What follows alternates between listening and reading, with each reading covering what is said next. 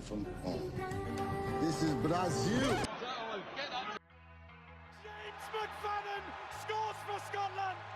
The afternoon belongs to Lewis Vaughan. Make it 3. It's 3-0. Hello and welcome to another episode of Joga Bonito. I am joined by, once again, Callum who is a very, very emotional and excited man today actually. Callum, what top are you wearing there? Tell our viewers what you're sitting sporting in your living room right now. Yeah, obviously off camera. I've got my Arsenal top on today. I was, as you know, when I was a young boy, I was a big Arsenal fan as well. Rafe Rovers is sort of my go-to these days. Obviously, I've supported the two since I was a boy, but I had to give it to myself as my younger self that was Arsenal daft when I was a little kid as well. That got to celebrate day in the sunshine. Arsenal win the Premier League title. So yeah, I've got my Arsenal top on for this one. Exactly, born and bred London, born in the shadows of the Emirates, or Highbury was it? What one were you nearest? It was Highbury at the time. Highbury, yeah. Highbury at the time, yeah. From the streets of Islington now to the top of the Premier League, it must feel pretty good. What, if you can just tell us, as a listener as well, the Premier League or the KDM Evolution Trophy, which one is your most cherished victory of this season? Probably the KDM, to be fair. I don't know. Good, it's a bit good. funny to say, but That was the it was right good. answer. It was a good day out. It was a good night out. You know, I didn't get to carry the Premier League into the changing room to the Arsenal players at the end of the game, which is a story I told already on this podcast, which I managed to do with the KDM Trophy, which is kind of nuts to say. It's been a up and down season, I think, as a Rafe Rovers fan, but obviously winning a bit of silverware is always appreciated, and the only team in Fife, obviously, to lift the trophy this season as well, so you can't knock that. Well, exactly. Just before we move on to that, Callum, because I know you've got a lot to say on that matter, I'm going to interview you as though you're a footballer here. Okay. So, you know, your career's in a great position at the moment. You're playing for your boyhood club. Okay, thank you very much. Yeah. But you know, your career's going well.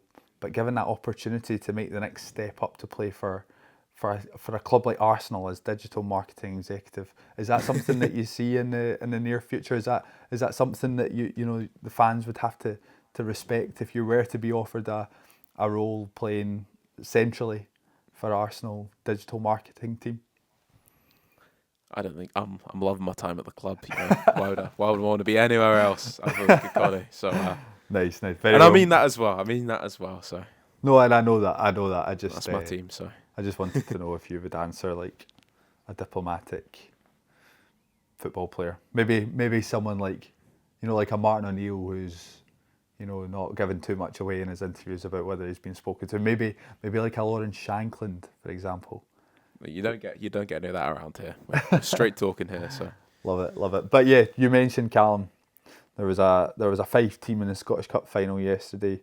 Was it a full-on hate watch? How was it from your point of view? I really thought it was going to be a full-on hate watch going into it. That's what I was kind of looking forward to the game. You know, I was pretty confident Celtic would get the result, but obviously Dunfermline did have a chance. They've had some really good results in their run to the Scottish Cup final. Fully deserved their opportunity to be there in the final. And I went into it thinking, you know what, I'm going to love this. I'm going to be a Celtic fan for the day. And look, at the end of the day, as a Rafe Rovers fan, you should probably be the same as an United fan.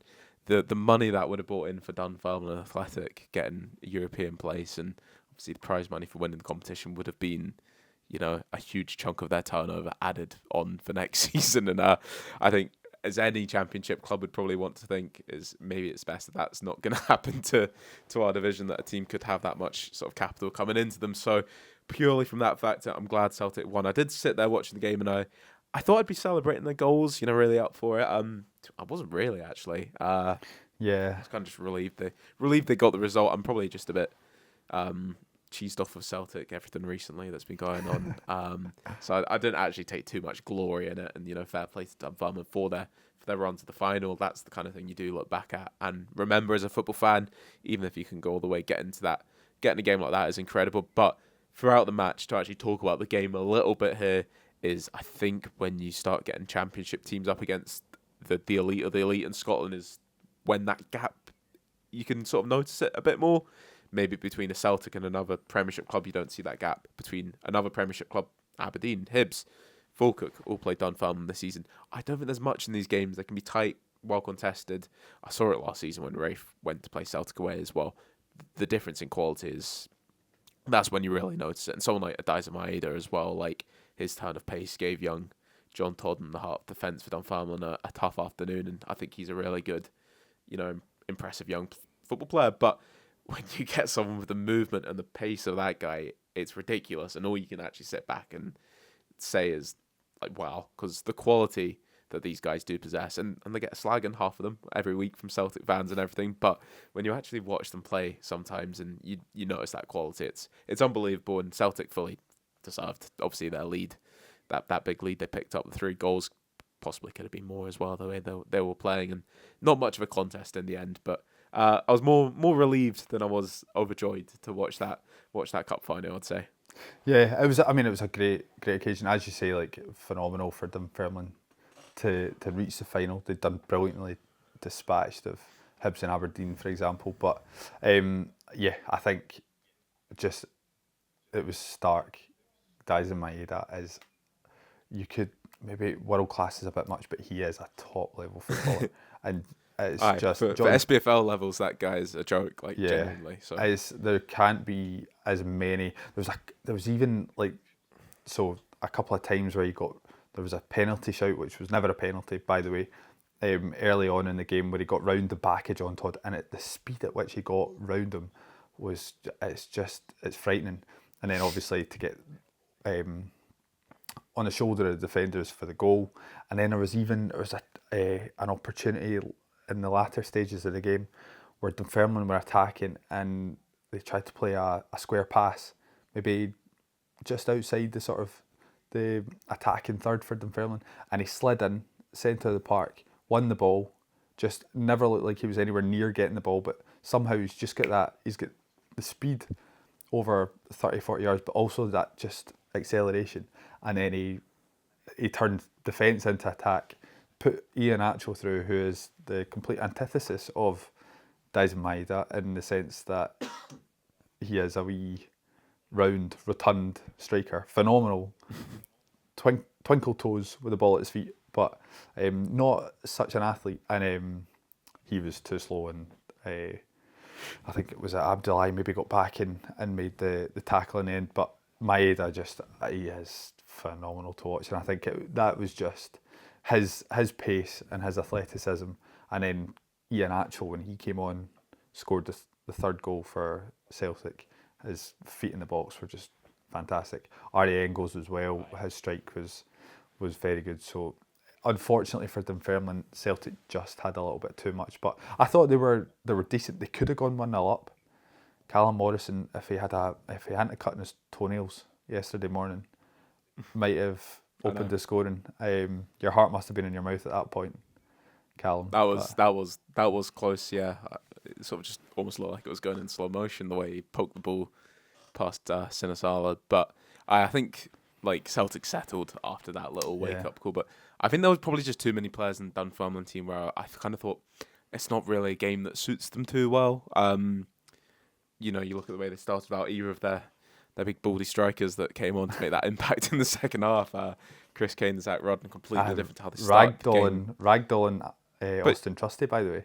World Cup. I was a bit surprised he didn't start with one of them, but Callum Morrison was causing issues for Austin Trusty in the first half as well. I was a bit surprised Callum Morrison was subbed off at half-time, actually. I know, same.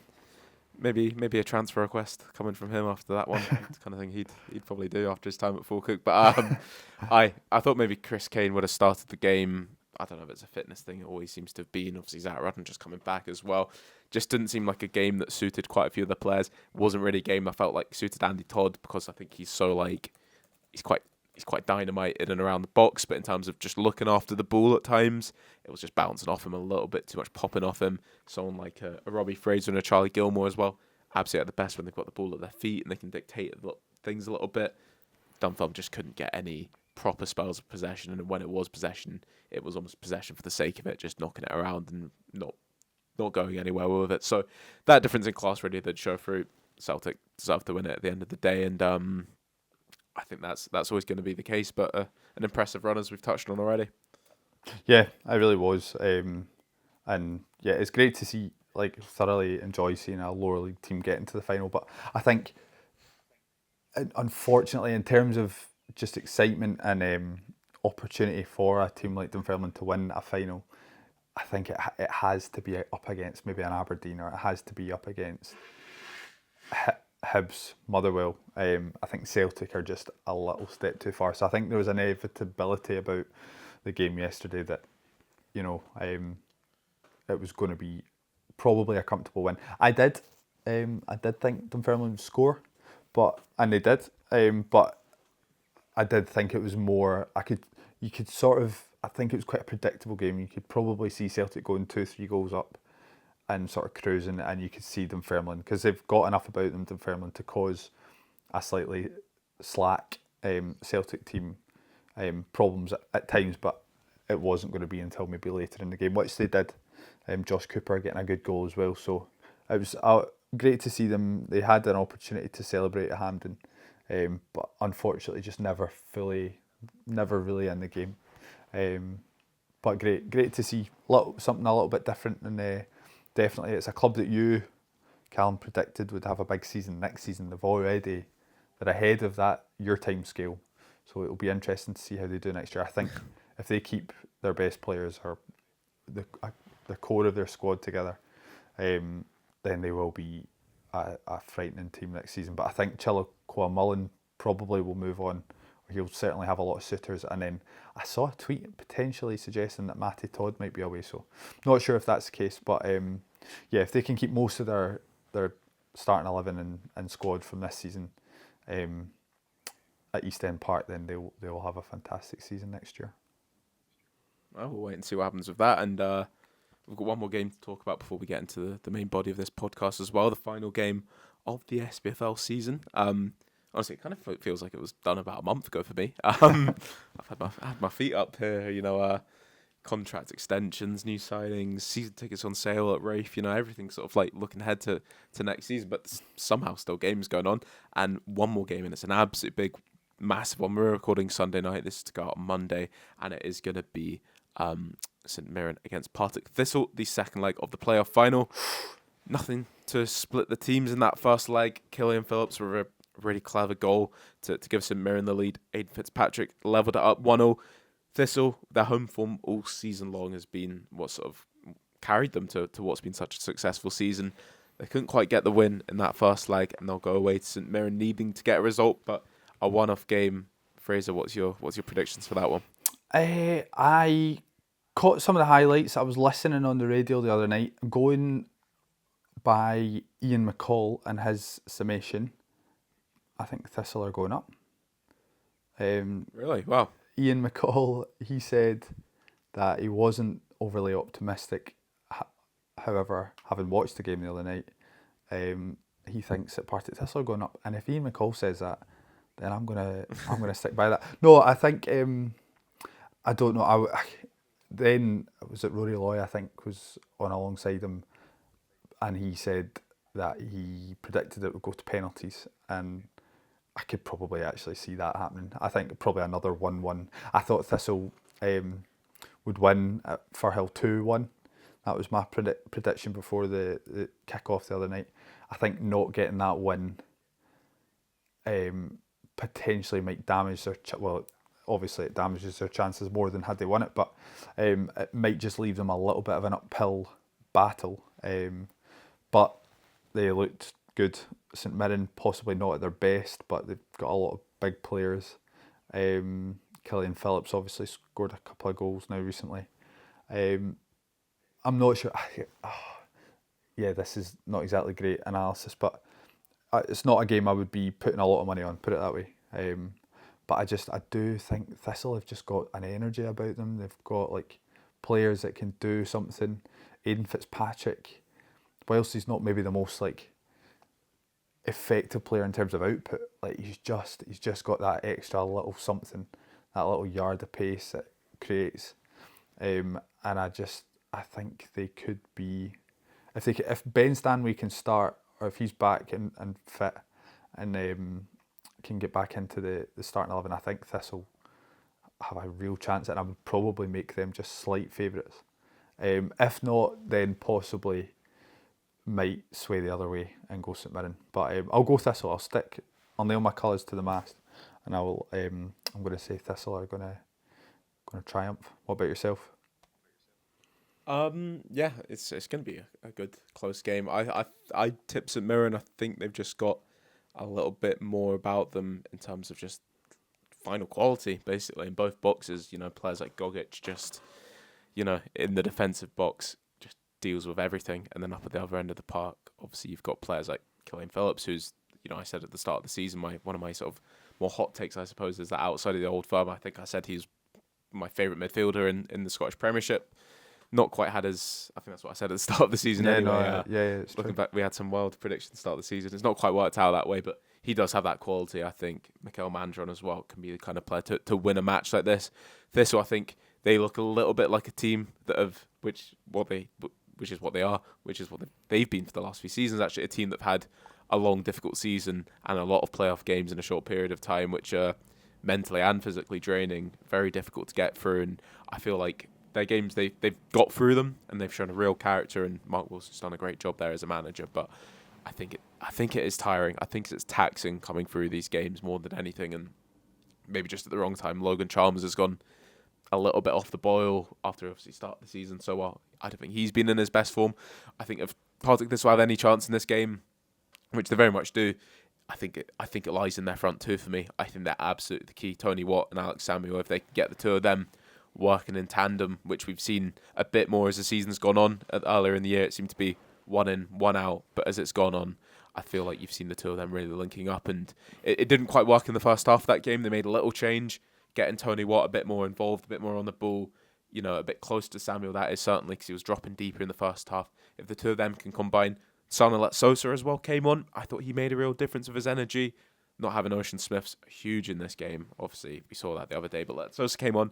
He added something a bit different, maybe a bit more like his form at the start of the season. But I just think St Mirren have that little bit more quality, which in what is going to be a tight game might just be what makes a difference. But if Logan Chalmers wakes up and, you know, has the right bowl of cereal or something like that, you never know if he can turn up and absolutely light it up. He's obviously got that ability in him, so won't be huge amounts in it. But I feel like there's, weirdly enough, because St Mirren are the team facing relegation, I feel like there's maybe a little bit more pressure on Partick Thistle, just given what's happened in recent years, and that has got to play on the mind as well for all these players as well. They've got a little monkey on the back they'll need to sort of battle to get past. They're very capable, but I'm just tipping St Mirren, I think.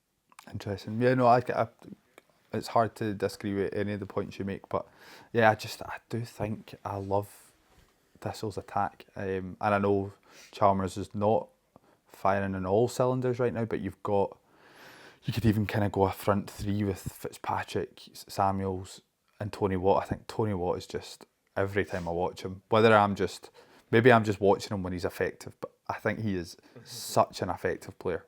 Whether he might not be involved, he might not have the final pass, he might not have the final shot, but he invariably is a player that's starting a lot of moves for Thistle. I just think he's phenomenally intelligent, and for a big guy, quick. So I think he will play a big part. And as you say, like the tweak at half time the other day did have a positive impact for him and for Thistle. And I think they've got the players, like whether like Sosa comes off the bench. I don't think Chalmers not playing at the top of his game is as fatal to their chances as it might have seemed earlier on in the season. But yeah, it'll be a hugely exciting game. I think to be honest, I think it will go the distance. I think it will go to penalties because St Mirren have quality. They just don't seem to maybe gel. Thistle they don't have quite the strength and depth, but they are electric, and they're in a good run of form, and arguably, definitely have greater momentum than St Mirren. So with St Mirren having home advantage, you know, you've got to give them that as well. So yeah, I think there's reasons for why both teams will be feeling maybe more confident than the other, and for that reason, yeah, probably I think it will go the distance. But if I had to pick one, I'll go Thistle just to be different from you, Callum. And I'm not sure who I want to go up, to be honest, because I've got a soft spot for Thistle. Geographically, they're my local team, so I've got a lot of pals and family members that are Thistle fans, so I always kind of have a soft spot for them. So I always like going to Firhill as an Ayr fan. So I don't really want them to get promoted for that reason, but then I also would like to see them in the Premiership. So I don't know. Either way, I'll be quite happy because it's a win-win.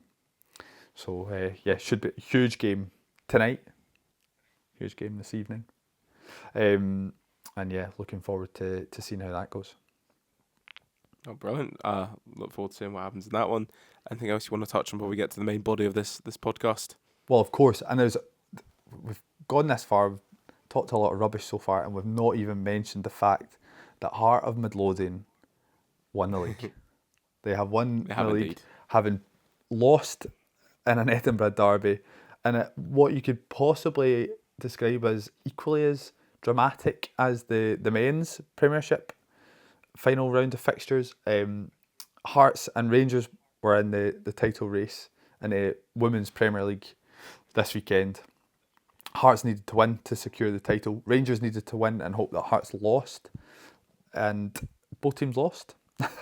So Hearts won the league, which is quite remarkable. It's the first time they've won the Women's Premier League. Hearts lost 2-0 away to Hibs, who were last year's champions. So Edinburgh are fully dominating the Women's Premier League in Scotland of late. And then Rangers were away to Glasgow City and got thumped 6-0. So Leanne Crichton's team had an opportunity. The door was left ajar by Hearts, but they couldn't take advantage of it. So congratulations to Eva Olid and her women, because that's a fantastic achievement. So both clubs in Hearts, but both men and women playing Champions League football next season, Callum. Not too bad, eh? That's very impressive, and quite a way to get it done on the final day, I suppose. Not too many nerves when you see the score coming in from the Rangers game, but yeah, they've sort of had their way out in front for a wee while, so good for them to get it over the line. Hope Matthew Burns, wherever he is, enjoyed his evening. Well, exactly. I don't know. We'll need to check in with him actually, because he's been interviewing Eva all year, and now today's our final match with Hearts. So I think she's been there maybe 4 or 5 years. So interesting that she's decided to call it at the end of. Maybe that's going out on a high. That's the way to do it. But I don't know. Maybe she's got something. She's probably earned a move to a club on the continent. Who knows? But yeah, fantastic achievement for them. And it just goes to show you, Callum, if you want something done, get the women to do it. I suppose so. Yeah, that's what it shows. That's right. Fraser, I think that's all the news covered here. Do you want to give us a quick rundown of what we've got coming up here? Exactly. So now that we're the season 2025-2026 is at a close, asterisk being that it's not fully there until Partick Thistle and St Mirren go hammer and tong in the playoff final. However, for the purposes of this podcast, this season is over, and we are going to review the season with a couple of awards of our own, almost PFA award style, but it's JB award style instead. So we will decide our team of the season, then our player of the season, our manager of the season, our stinker of the season, and then we'll round out with a 2026-2027 outlandish prediction. So you made a couple last season, Callum, and I would go so far as to say you kind of nailed them with a few of yours. You've made one. Some, yeah. I wouldn't hold that too close to me, but I would say there was a couple you maybe got maybe a couple wrong, but hits, a couple misses, yeah. You nailed your colours to the Falkirk mast, and you said they were going to finish in the top 6, and they certainly did. You also said that Luke Graham would be playing in a Scotland strip very, very soon. That was when he was in League One. Yes. Sorry, Championship. So you've had a pretty big. I've had a couple hits. You've had a couple of hits. Trust me, I've got them all noted down. Don't you worry. I remember my hits. You also said I remember your misses. You've You've had a few of them. I have had a few misses, but I did also. We can roll the tapes, and I won the St Johnstone or Ross County to win the championship debate out of us two. So I'll not let you I'm forget. pretty sure one. you said Hamilton to. I think you said Hamilton to win League One though. So. Sorry, did you say something? I just cut off there. Won't touch on that one. Yeah. Yeah, I think I might have said that, but that doesn't matter because my point is in talking about the championship. So, but yes, That's true. the point is we're gonna nail our colours to the mast. We're gonna go early on the 2026-2027 season, just so we can look back and either really laugh or cash in and say that we're the greatest football analysts in the country. So that'll be prize I don't number think 5. anyone else will be saying that. Okay, is that all of them then? That is all of them. So All of us. Okay, yeah, without good. further ado, We've not revealed. There's been no funny business here. It's going to be a surprise to each other what we've got as well. So do you want to do the reveal? What is the first category we're going for? so for team of the season, this is across the SPFL. This is a sort of pound for pound criteria because obviously East Kilbride are not better than Celtic. Maybe on paper, but you know, for this purposes, possibly they are. So yeah, first up, team of the season. Callum, do you want to go first? I have gone for Stenhousemuir. Oh, Who have you got down? As have I. Oh, have you? Okay, that was quite a reaction from you. I enjoyed that there. So Yeah, no, I wasn't sure who you were going to go. Potentially, was it swayed by their penalty shootout win against Queen of the South that we were there in the flesh to see? it was probably more swayed by them beating Hallower in the follow up round. But, Fair enough. Yeah, them getting promoted is an incredible achievement. I'm glad you've picked them as well because I think pound for pound for what they've achieved from where they were a couple of years ago to where they were last season to where they were this season coming into the year, it's been phenomenal. And I think Stenhousemuir, for the size of club they are, a community club operating in a small town, and with Falkirk just next door as well, doing really well for themselves as well.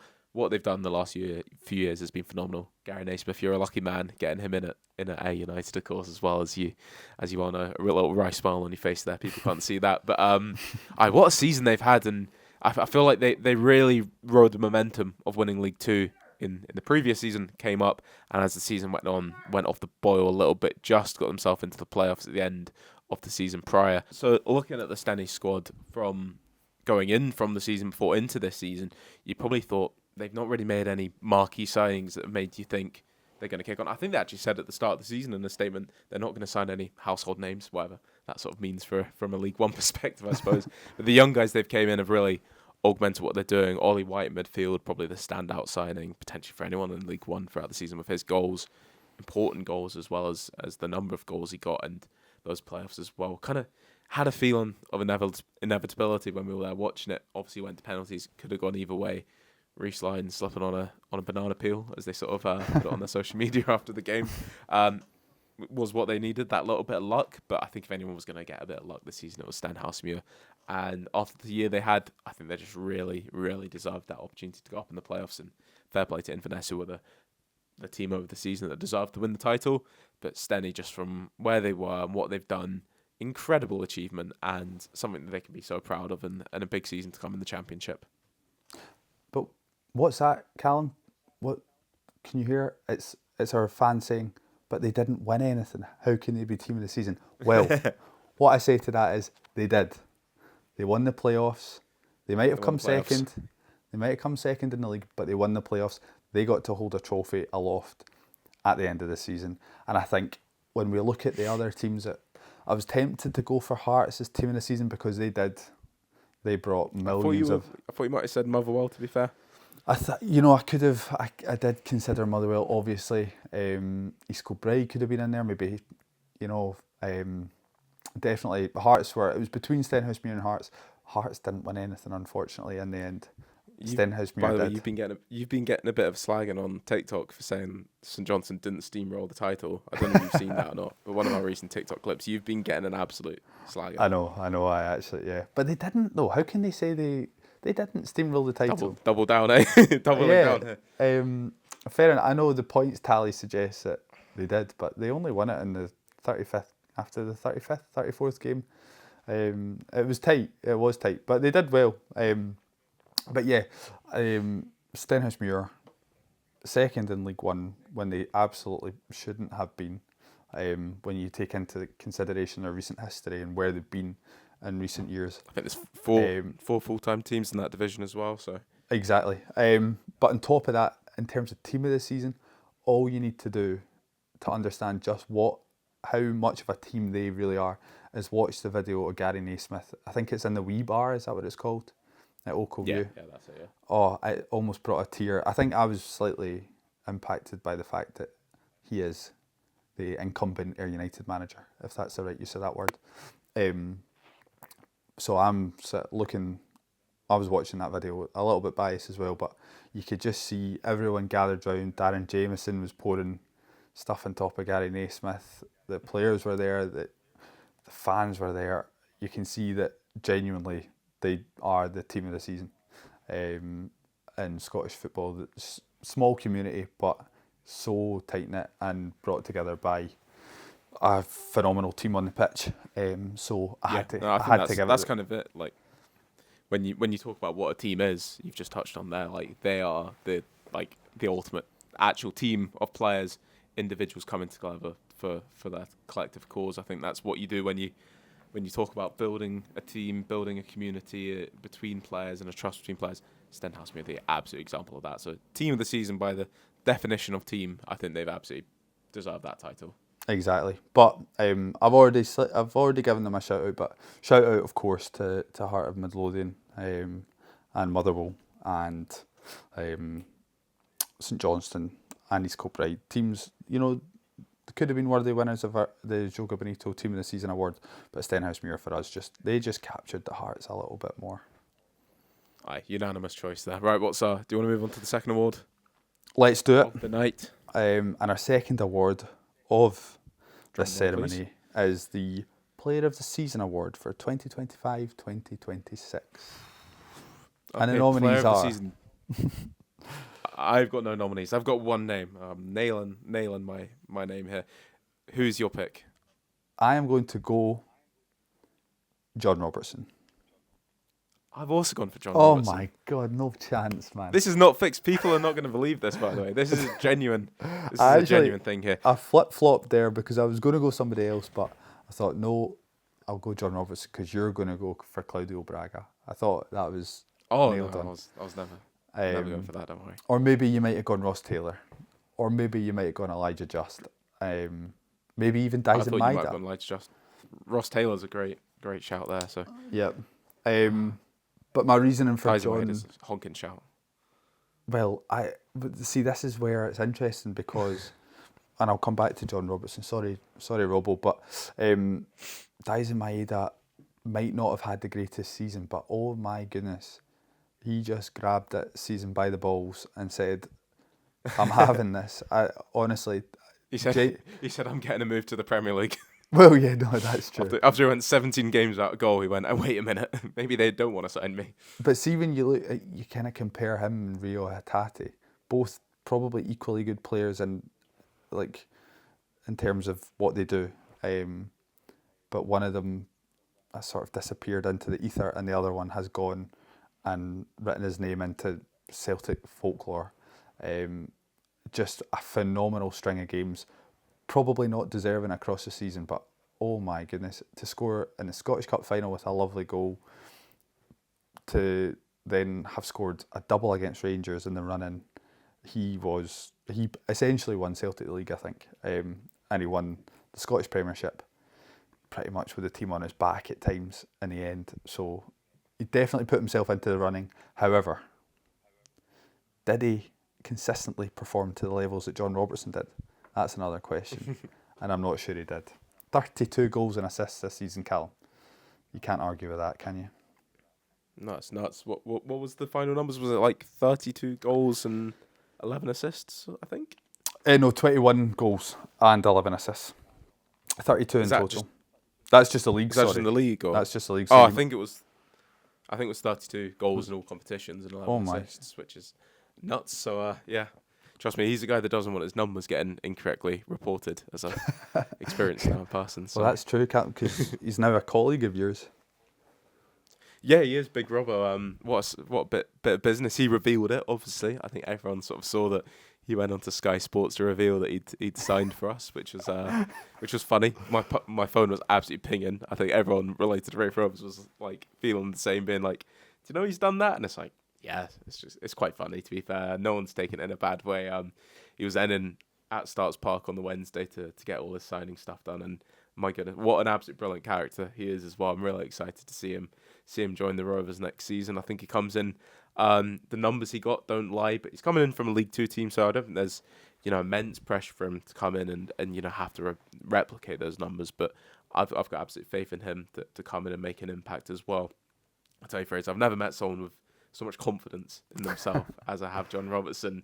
If anyone believes that he can do it, it's himself. And obviously, absolutely love his energy. He's the kind of guy that you can tell Dougie Emery was really happy to get on board. A bit of a character, a bit of a maverick. And the form he had this season, he was phenomenal. I feel like you watch the highlights every single week. You kind of knew what he was going to do, but stopping it is another thing. Cutting in on that left foot from the right-hand side. And as you say, the numbers speak for themselves. Phenomenal, getting over 30 goals in all competitions. And in terms of just being consistent, in terms of output and goals and performances across the SPFL, I think he actually is just on another level for what he's done over the previous season. Yeah, no, he's phenomenal. And as you touched on his character, I think that interview was just hilarious. I think more players need to take on the role of personal journalist for themselves. And when he was asked, can you say where you'll be next season? And he was like, yes, I can reveal, actually. I'm going to reveal. Of course I can. That's phenomenal. How good would that be if other players just did that? None of this Fabrizio Well, that makes... Hey, right. Well, as someone that's working on the media side of a football club these days, sorry, it's maybe not the best advice to give out. Albeit it seemed like half the Ayr United fan base seemed to know that George Oakley had signed for the Rovers before we did, but apparently. But yeah, I wouldn't condone that behaviour, but also it was quite funny, and kind of sums him up from the start. And he did say the first thing he did after that happened was he texted Dougie Emery and said, "Sorry, Gaffer, maybe should I not have done that?" And apparently Dougie was just like, "You're fine, son. That's you're completely fine. That is okay." And that was the feeling in general. So that's a sign of a good character. If you cock up but you hold your hands up and apologise, then you can't have too many complaints about that. But yeah, phenomenal. What a season. And in a similar way to maybe what Dyson Maeda did at Celtic, he kind of almost really did the same with East Kilbride in the running, where they were cut adrift of Spartans at one point. Maybe was it back in January, February time when they had a mountain to climb. But similarly to Maeda, just rolled his sleeves up, along with a number of other players in the East Kilbride team. That being said, but he said, we're winning a trophy this season, and he made sure that he was at the centre of it, and fair play to him, they did, and he got himself a big move, just like you did earlier in the season, Callum, so fair play to him. Exactly. Well, I think that's the thing you touch on there, is after what happened with the Spartans, and yeah, I hate to be sort of like Mr. Big Time in the know here from my conversations I've had now, but I guess I'm going to do it again, is from having a chat with John Robertson when he was in to get his media stuff done at Rayfield, talking about the season and how it went, and I asked him, was that game against Spartans when you lost 6-0? I'm not giving any exclusive conversations away here, I feel. He wouldn't mind us getting shared. I said, at that point, did you guys feel like it was kind of gone? Because that is such a difficult result. And he was like, honestly, it was just the belief in the group they've got there from Mick Kennedy and from Cy Ferry, that they always believed in themselves. They just focused on themselves and knew that if they kept winning, just win the next game. Just win the next game, and you take it as it comes, see what happens. And obviously, the run they went on was phenomenal to finish off the season, and his goals and his assists, the numbers, you can't get away from them. An absolutely phenomenal season for him to finish it off. And East Kilbride, I think, over the course, 100% the worthy champions, and just shows the mentality though that it's a young group and they never lost faith in what their end goal was. Exactly. Yeah. No, they did fantastically well. And I think it'll be interesting to see how they get on next season. I'm sure they'll I mean, it's a hugely competitive league, so but I'm sure Yeah. they'll be right in amongst it. Bit of a shame for them to have lost someone as influential as John Robertson, and I think Lewis Spence as well. I think he's moving on. He's gone away as well. Yeah. Some big players lost from the dressing room for East Kilbride, but certainly they'll recruit well, and John Robertson has got an opportunity to go on and showcase his skills at a big club. Sure. I think East Kilbride to be. You keep saying this. I don't know what you. Yeah, thank you very much. A big club. I'll take it. But I think East Kilbride to be just fine. Malik Zaid coming in already. He's so exciting. Love watching him play. Reece Armstrong, great piece of business as well. I've been a big fan of him. Have they signed Reece Armstrong? Yeah, I've been a big fan of his since his days at the Cali Braves, and then Decent. Man, you're a big fan of Craig McGuffey as well. Signed up to them as well, so they've got some. Oh my decent god! I've business missed all done. this. You've not done any of your research, have you? I haven't at all. So they've started to recruit well, but like League One, if it goes to anyone other than Ross County next season, I'd probably eat my hat given the finances they'll have. But it's going to be such a good competitive league, and one I'm really looking forward to touching on when we get to it. But this year's trophy though, definitely John Robertson. Glad we're in agreement there. What's up next? Is it manager of the season? It certainly is, Callum. It certainly is manager of the season. And again, similar criteria. This is not the best manager overall. This is the best manager across the 3 leagues. I'm a bit worried now, Callum, because I was hoping there would be some variation between the two of us. I don't think there will be in this one. Don't think there is going to be. I think it just shows the culture here at Joga Bonito is so instilled in the two of us that we come up with the same answers. So, I think it's probably fair to say that you went with Gary Naismith. I did go for Gary Naismith in the end, yeah. Well, I would like to reveal that I have also gone for Gary Naismith. Now, this might also be a bit of a hot take, but I was a hair away for going for another man. I generally was, and I've not quite done it because he's met expectations that should be met, but I was a hair away for going for Martin O'Neill. Honestly, I was. The job he's done, phenomenal, man. And I think in terms of what's happened in the Premiership this season, wow. I think he is the defining reason as to why Celtic have walked away with a double at the end of the day. That is the cold fact. If he was there earlier, it would have been a treble. Sorry about that gap. Probably would have been a treble. It wasn't. It was a double, and phenomenal from him for taking all the pressure off his players and what's been the most roller coaster of emotions for his players all year long. They've walked out with a double, as I say, and I think every single bit of that comes down to him and his leadership and the way he's managed things for Celtic. They just needed someone like him to come in, and I think it's his most impressive season as a Celtic manager. I'd go out as far to say that, just given the challenge that was in front of him. End of the day, it is Celtic winning the league and Celtic winning the cup, so I didn't quite tip him for it, but I think the job he did to turn around what was an absolute circus and come out and win 2 trophies is sensational from him. So he was a close second to me. That's interesting. Do you know, I actually hadn't even considered him, which is possibly negligence on my part. But yeah, he deserves all the plaudits that he's getting. Do I think he should be manager of the season? No, I don't think he should be. They have had a phenomenal... Do you know... No, I'm going to stick to it. I think there's been better. I think Derek McInnes's performance, I think Jens Bertalascu's performance, John McGlynn's performance over the season is more impressive than what Martin O'Neill did. That's a big statement. Maybe I don't quite believe that. But in this circumstance, definitely Gary Naismith. Martin O'Neill's been phenomenal, and he certainly did come in and he transformed Celtic.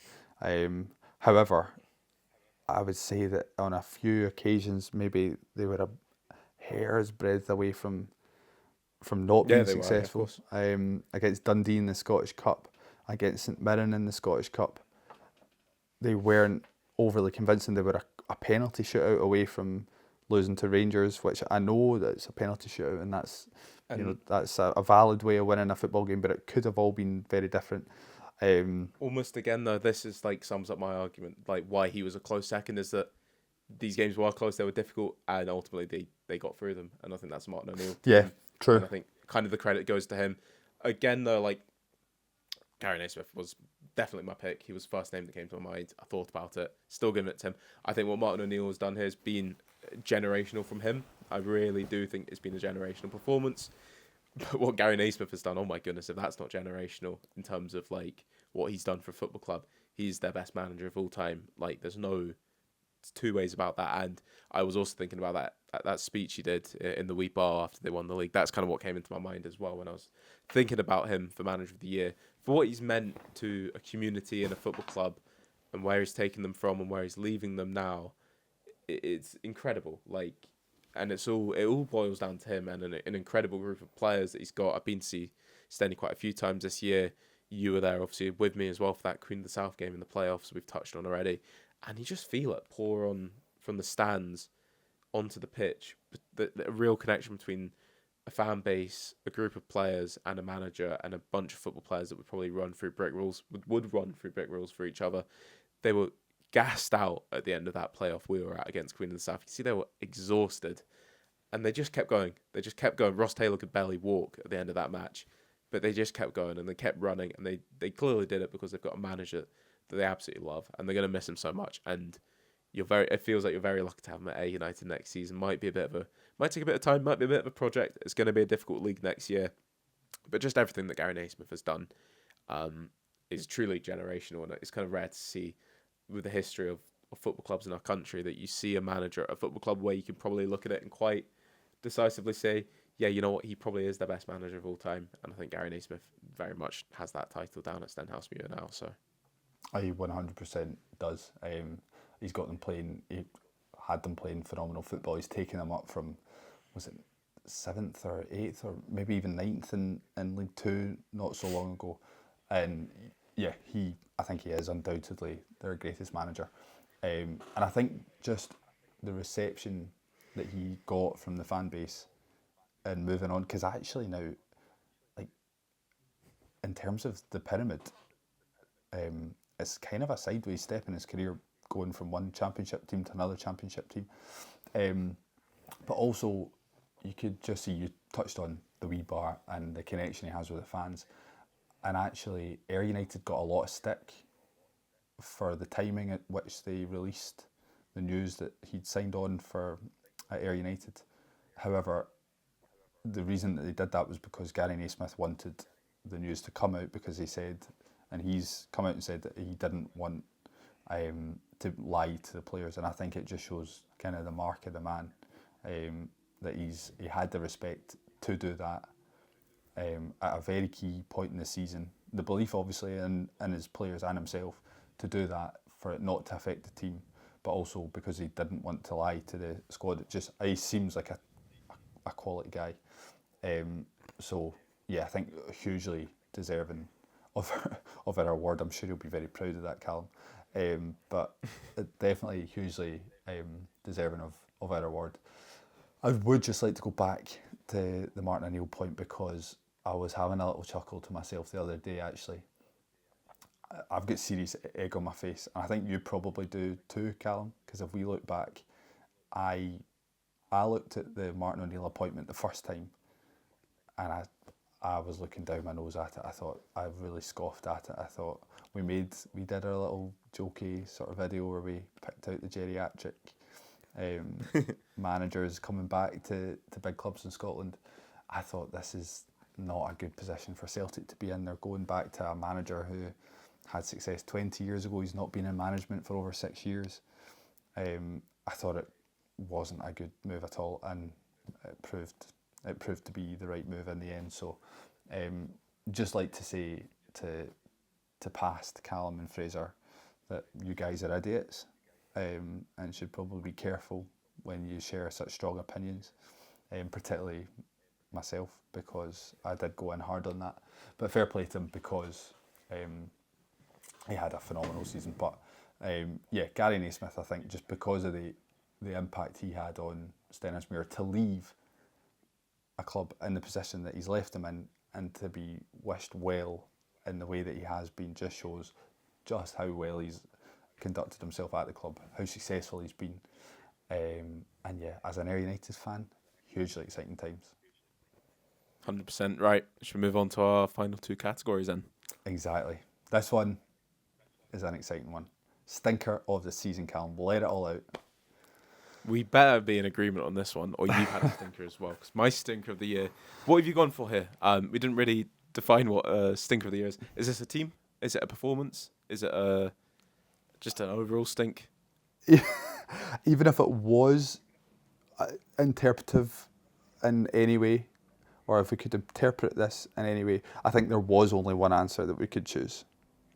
Okay, and so I've defined mine as a game, which is just the Oh. biggest stink there's been for a terrible season and an embarrassment. Was Ross County's 4-0 loss at home to Airdrieonians, which was obviously just summing up their relegation, basically. Oh, Ross County interesting. Football Club. I like that.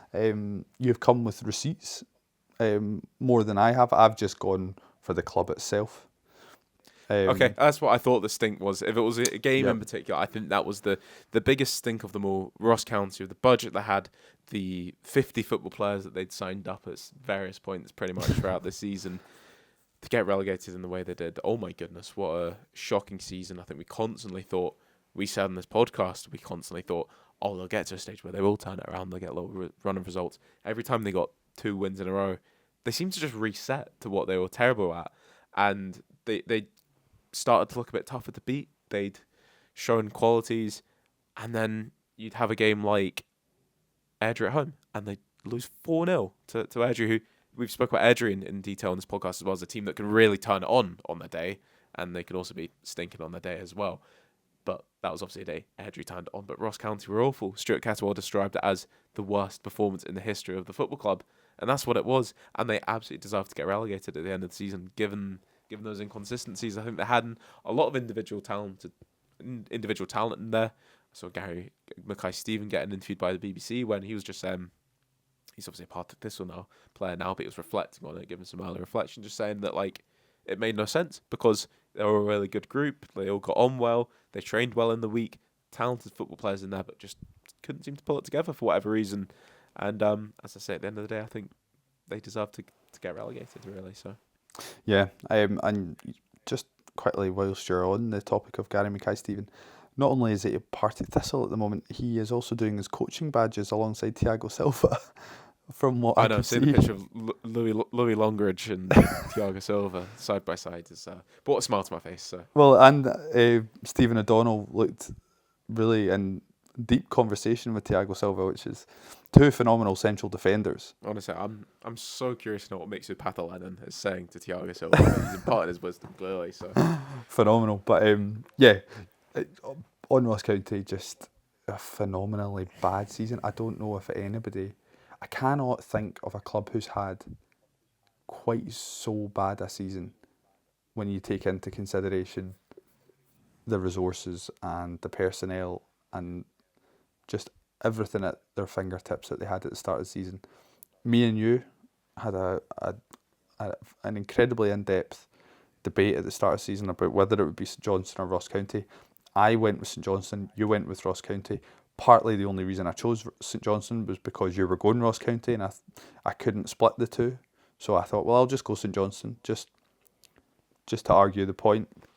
Otherwise, I was right. I ended up talking myself into believing that St Johnstone would win it, but I thought there was going to be 2 teams fighting it out for the league, and instead they went down, and they went down with kind of a whimper in the final day of the season as well. It just got a bit embarrassing the last few games, the way they were starting to fight on the pitch, the players after matches. Yeah.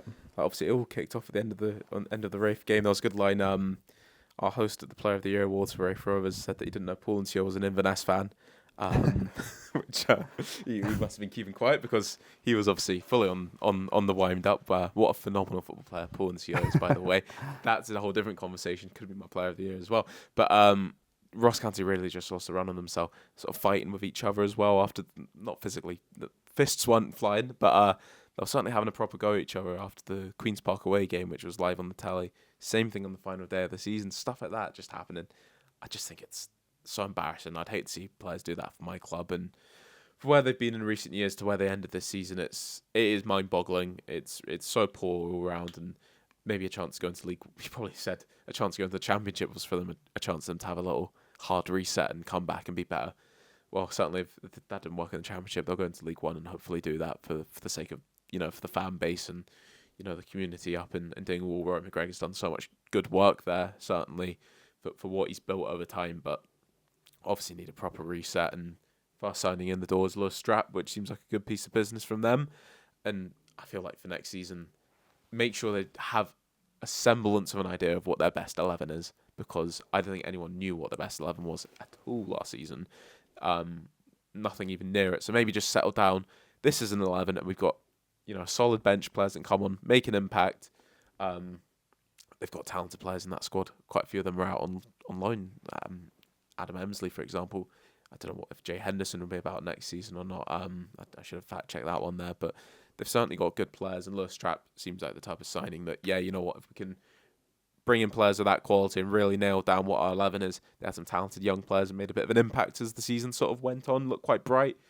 Get them involved as well and just bring themselves back to what they need to be rather than last season, which was a bit of a revolving door, a bit of a circus at times, and just absolute madness from start to finish. It's another generational season. We've just talked about two sort of generational achievements. That's been a generational performance from Ross County there, but for all the wrong reasons, I think it's fair to say.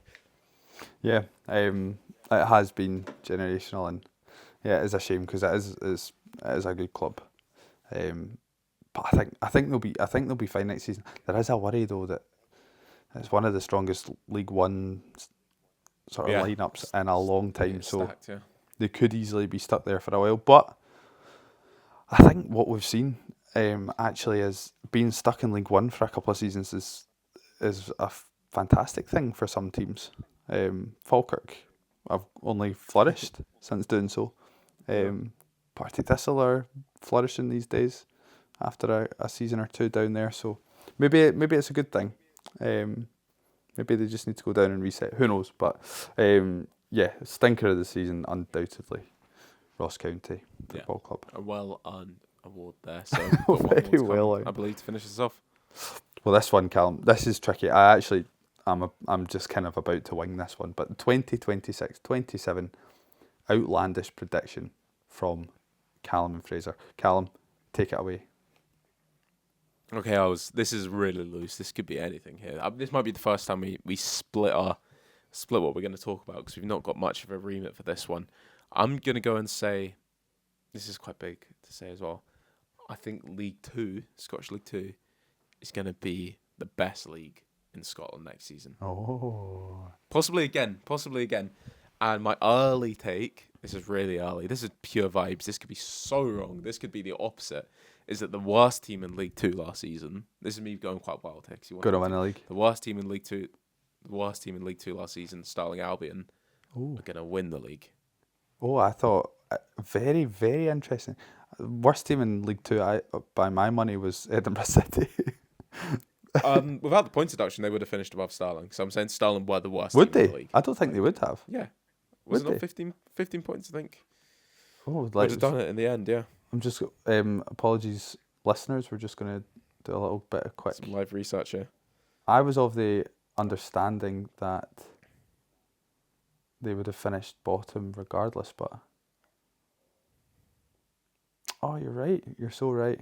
Fair enough, Callum. And obviously Dumbarton also had a 5-point deduction as well. So both teams, picked up more points. I'd say they were the worst team in the league last season. They weren't. Yep, they were. They No, weren't that's embarrassing, true. But early take, Stirling Albion to win the league in what is going to be like the best league in Scotland. Stranraer, they've signed Dom Plank, which is something that we're going to have to do a whole podcast about, the way we spoke about him.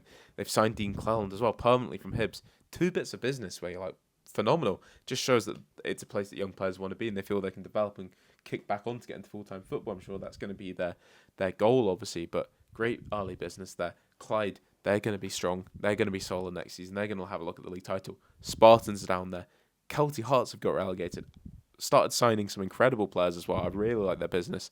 Forfar, they're getting good business done as well. Fraser, you can tell from my excitement here, there's going to be an entertaining league here. And Stirling, Dumbarton, they're going to be back next season as well, pushing up the table, in my opinion as well. There's going to be nothing to split these teams next year. I think it's going to be so close. It could be a 6-team title race. That's my early take here.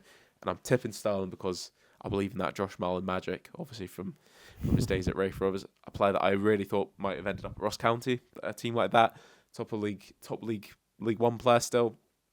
I think it's time it probably came to move on from Raith, but you saw his quality that final day against Ross County. 2 phenomenal assists, winning penalty, dropping all the way down to League Two. Opportunity for him to take a coaching role on now as well at Stirling.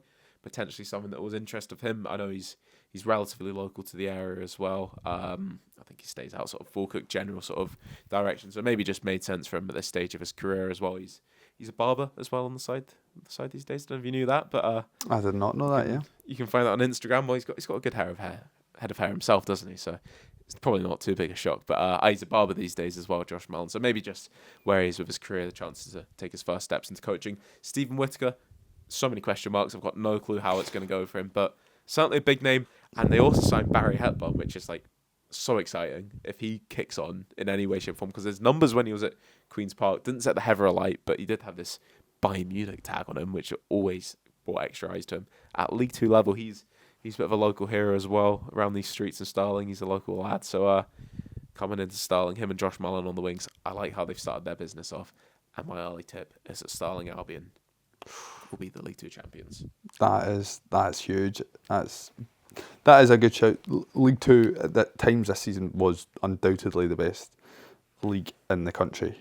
Phenomenal teams taking points off of everyone. Dumbarton were the best team in the league in the early stages of the season, became the worst team in the league, and then rallied a bit. Annan Athletic couldn't decide whether they were world class or awful, and then Stranraer were fantastic. Players like Don Plank, for example, the fact that he's signed on again is phenomenal business, as you say. So, and Spartans, you'd imagine, will go again, will be smarting and looking to possibly go for the league. So, I also think Kelty coming down, that's such a big name to give as well. And the signings they've made, Ryan Chandler coming in, Adam Brown signed for Forfar, I believe. Good bit of business there. So teams are getting the business done nice and early. Yeah. Finn Moffat, a player I was a really big fan of from his time at Stirling University, moving to Kelty Hearts as well. So teams are getting business done early, and the league is shaping up nicely. So it certainly is. Well, if you don't mind, my outlandish shout, Callum, is it's a difficult one. I've got a couple. Okay. If you don't mind. So what's your winner here? This is, I don't know if this fits the criteria because it doesn't quite relate to the SPFL as such. But my first shout is I think Robbie Ure is going to be made a full Scotland cap next season. Okay. I would like to see that. I think he's in a crazy form at the moment. And I think there will be, after the World Cup, there's going to be a little more emphasis on younger players coming through. Potentially players, I hate to say it, potentially players like Lyndon Dykes might find themselves moved on in favour of maybe younger strikers, a bit more prolific in front of goal. And Robbie Ure is someone who is absolutely flying in Sweden. His team are top of the league, and he has scored maybe 7 goals in the first 10 games of their season so far. And he has came out and absolutely squashed the speculation. Was it linking him to Ukraine? I think it was. That's correct. Yeah, that was a bit worrying. And he's came out and said he's not interested at all. He's Scottish, so he's going to play for Scotland. Good. Came out and said that as well. So that's good news for you. I think you've mentioned this before, that strikers are almost, maybe unlucky is not the word, but there's definitely like so many strikers in a similar bracket of quality. Yeah. That it's difficult for them to really push above each other. So he's going to be in a bit of a logjam of players looking to make that breakthrough into the Scotland national team. But I don't hate it as a take, certainly. Yeah, maybe might not quite this next year or the next sort of post-World Cup, Scotland squads might be a little bit early for them, but Scotland don't really have any strikers in that age group that are prolific or playing actually really at all. Other than Stewart, Barney Stewart, there is Barney Stewart, but apart from that, Ollie McBurney, Ross Stewart, Ollie Burke, all these players are in their late 20s, early 30s. So if I was Steve Clarke, I'd be looking for a younger striker to maybe come in, play under these guys, and I think Robbie Ure certainly fits that bill. But quickly, I'll just move on to my... You've not even mentioned the name Kieran Bowie, who's ending the season on fire in Italy well, as of well. Course. So. And he is Might be getting himself a completely, move to Bologna. Yeah. completely in that age bracket actually. So yeah, ignore what I've just said there. There's Barney Stewart and there's Kieran Bowie. So Robbie Stewart's not going anywhere. But no, I would like to see him involved, and potentially could get himself a big move back. You know, who knows? A Rangers youth player might end up finding himself back at Ibrox at some point. But and my second slightly outlandish shout, which is not that outlandish because it's about time, but I do think we are long overdue a team being successful in Europe out with Glasgow. And I think this season or next season is the time for that to finally happen. I think one team will get to the knockouts, potentially two, but one team in particular is going to get through to the next stage, whether it's a playoff or the round of 16 of the respective tournament. And I think Hibernian FC will progress in the Conference League. I think they're a seeded team. I think in qualifying, I think they will qualify for the Conference League, and I think they will find themselves at least in the top 24, and maybe even will do enough to get through to the last 16. So that is my outlandish prediction of 2026-27. I hope so. I think it's about time someone does. If it's even qualify the route they'll have, it'll be tough. Fair play if they do it. Hearts, they're playing Sturm Graz or Fenerbahce. It's been confirmed as well in their Champions League qualification. Could be tough if they drop down to whatever that could be, Europa League, Conference League. I think they still have to play another one to qualify for the Europa League, but it would be good to see someone do it. And there's been a couple of occasions now where a Scottish team probably should have done it. Aberdeen had some really tough fixtures this season, but I don't hate it. Hibs will do well to qualify for the Conference League in the first place, but you never know. I guess if they do it, they might have every shot. So I'll give you a pass on that one. I think you could be onto something. Hopefully, anyway. Yeah, I think they'll keep David Gray. I think they might have the most settled squad out of the three clubs out with Celtic and Rangers. Like Motherwell are obviously going to have a bit of an overhaul. I hope it's successful. It might well be, but managers away, a lot of the big players will probably move on. Hearts, we've not mentioned the big news of the day, but it looks like they're going to lose Lawrence Shankland. He will be, and they will replace him well if he goes. But if they get into the Europa League, I think they'll maybe struggle to progress past the group stage. So I think the best placed team is Hibs. They've got Martin Boyle signed on again. Owen Elding is coming in. Looks like a phenomenal signing. They've got brilliant, if they can hold on to players like Chaiwa. Big Rocky, if he has a good World Cup, comes back, and not too good because he's injured. He's injured. He's out of the World Cup. So was he fully out of it? He's out, yeah. I thought he was, because I saw he was selected. I thought, that's a bit of a shame. Well, ignore. Anyway, he won't be getting a big move from the World Cup, so he will hopefully still be at Hibs. But right. Yeah, that's my We'll working on that. So we'll see. You can have because you've given two. I'm gonna give a second one. This will be like a really hot take. This is going against what everyone wants to say about football and everyone believes what the narrative is. My really hot take is that Jamestown Analytics at Hearts is a bit pants. I'm not convinced just yet. I need convinced. I think Claudio Braga has been the headline boy, and I think he's taken so much attention off players that haven't had a huge impact, and every single player other than Claudio Braga, Kizaridis at times, in all fairness, has been really good, so I'll give him just about a pass. Everyone that stood up and been accounted for at Hearts this season, for the most part, probably didn't come from Jamestown Analytics. There are existing players and Stuart Finlay, who they brought in. So that's my hot take.